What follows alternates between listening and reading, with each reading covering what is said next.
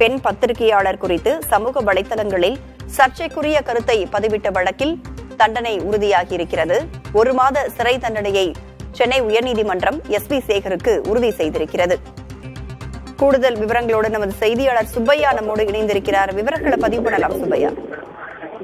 அதாவது கடந்த 2018ஆம் ஆண்டு பெண் பத்திரிகையாளர் குறித்து SP சேகர் தனது முகநூல் பக்கத்தில் தரக்குறைவாக விமர்சனம் செய்திருந்தார்.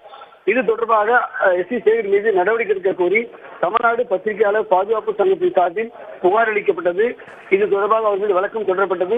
இந்த வழக்கானது MP MLA-க்கள் மீதான வழக்குகளை விசாரிக்கும் சென்னை சிறப்பு நீதிமன்றத்தில் நடைபெற்று வந்தது. இந்த வழக்கில் SP சேகருக்கு 1 மாத சிறை தண்டனையும் ரூபாய் 15,000 அபராதம் விதிக்கப்பட்டது. இந்த தண்டனையை எதிர்த்து சென்னை உயர்நீதிமன்றத்தில் SP சேகர் மேல்முறையீடு மனு தாக்கல் செய்திருந்தார். இந்த தண்டனையை சிறப்பு நீதிமன்றம் வழங்கிய தண்டனை ரத்து செய்ய வேண்டும் என்று கோரியிருந்தார். இந்த மனுவானது சென்னை உயர்நீதிமன்ற நீதிபதி வேல்முரு முன்பு விசாரணைக்கு வந்தது. அப்போது SP சேகருக்கு ஏற்கனவே சிறப்பு நீதிமன்றம் வழங்கிய 1 மாத தண்டனையை ரத்து செய்ய முடியாது என்று நீதிபதி மறுத்துள்ளார். அவருடைய மனுவை மேல்முறையீட்டு மனுவையும் தள்ளுபடி செய்துள்ளார். இதன் மூலம் SP சேகர் அவர் சிறப்பு நீதிமன்றம் வழங்கிய 1 மாத சிறை தண்டனை அனுமதிக்க வேண்டும். அது மட்டுமல்ல அவருக்கு விதிக்கப்பட்ட அபராதத்தையும் வழங்க வேண்டும் என்று நீதிபதி உத்தரவிட்டுள்ளார். விவரங்களுக்கு நன்றி சுப்பையா.